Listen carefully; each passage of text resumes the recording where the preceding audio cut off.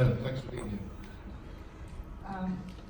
There's a lot of fintechs out there, and you started only about a year ago. What was your genesis? Why you decided to launch yet another one, Challenger? Excellent question.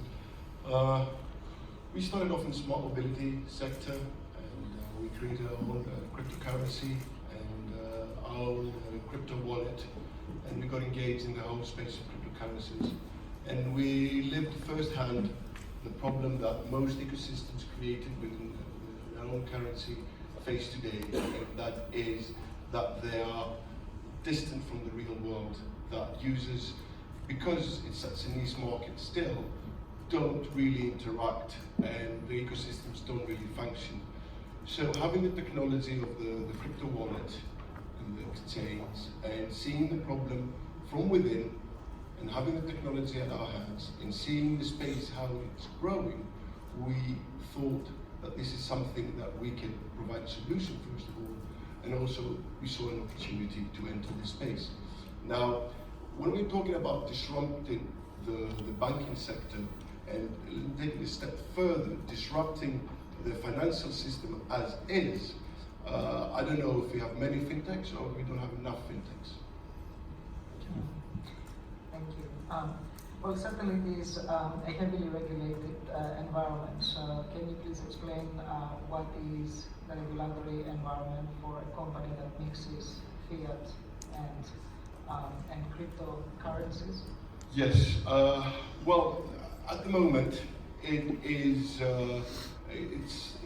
What we see is we see different speeds in different economies. Some economies have progressed in both their adoption and the legislation and creating a framework where currencies, new cryptocurrencies and crypto exchanges can work under. Now, there's not a legislation per se that creates an opportunity for both systems together. So either you regulate it for the e-money, or you regulate for the crypto, or you regulate it for both. This is what we've done. We've created two entities. One is regulated towards the e-money, and the other is regulated for the crypto. And we've joined these two under one application, and we offer this solution to the user. Now, we've chosen Estonia for many reasons. However, Estonia is one of the most progressive countries in Europe at the moment with respect both to legislation, adoption, creating the digital citizen, and hence we found it very accommodative.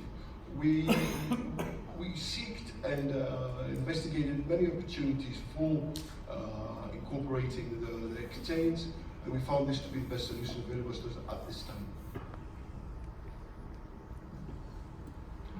So you're in an industry that there's a lot of different competitors that are entering the space. It's one of those things that I always worry about. What are the barriers to entry? What's to stop someone from creating a crypto wallet and a money wallet and putting it together? Or not, no, what's to stop them? How are you different? What is it that's a barrier to entry for your clients and your customers? Well, we see a lot of fintech companies, true, but when we look at the fintech space, it's vast. Like we have fintech companies that do personal finance, that do insurance, that do investments, that do a wide range of things. And this is how big the space is and how big the disruption to come is. So where we chose to position ourselves is at the intersection of crypto and fiat. And we find that in this intersection, very few players exist. And furthermore, we're talking about companies that started 1-2 years ago, and they might claim that they have 1 million, or 2 million users, or 3 million users, and it might have gone from a 10 million valuation to a 3 billion valuation within a year. However, this is how hot the sector is, and the barriers to entry are getting more difficult going forward as legislation is increasing. But we feel that this space is there's a lot of overlapping in there. Like we could say that if we had all the fintech companies today and had all their users, we would come to a figure of about 20 million. And if we look at each individual user within this space, there's a lot of overlapping. Like person that has a Revolut, you'll have an N26, and you'll have a Mojo, and one is. We position ourselves at the intersection of crypto. We believe cryptocurrencies are the finance system of the future. And this is something that is now coming into play, and now it's being understood. And people are afraid of it, governments are afraid of it, but also governments are the ones in the end that are going to support it. And the reason they're going to support it is because of its features. And these features are of transparency, of democracy, of speed, and there is no, if I look into my company and my AML procedures and how more advanced my AML procedures are on the blockchain than in the e-money, it's astonishing how plain the choice between the two systems is. Well, in this hot space, one of the largest costs is marketing and acquiring customers. True that. Tell us a little bit about your acquisition cost, customer acquisition cost. Yes. Well, we've got a business model. We've prepared it. We've gone into the numbers and looked at it.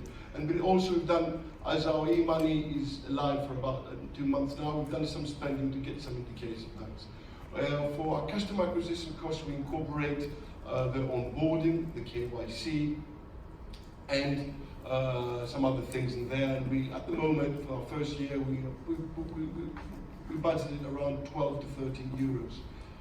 And customer acquisition, the way we're going to go about doing it is obviously by organic spending, direct Google ads and Facebook and social media ads. But also we have some other ideas that will come into play, and we really believe in them. And these ideas have got to do with business development, as many companies are looking for white label solutions to provide their own users a vertical solution for acquiring extra income from them by providing them with a financial service as well. But also we see and understand the crypto space really well, and we believe that we can bring in cryptocurrencies into Excelon Exchange and bring in their communities. And we believe that this will be something that will be a win-win both for Excelon and for the cryptocurrency coming into the exchange. So we're going to be choosing these communities very carefully. We're going to be analyzing them, both their size and how vocal they are, but also how well their coin is functioning in their own ecosystem. So we're going to be giving them a new means of payment, a new ecosystem for their own coin. And we believe that this will give us the users very quickly, and we'll be able to give our investors, deliver a user base that will give them the valuation they will be very happy with. Yes, sir. No, Okay. moving on.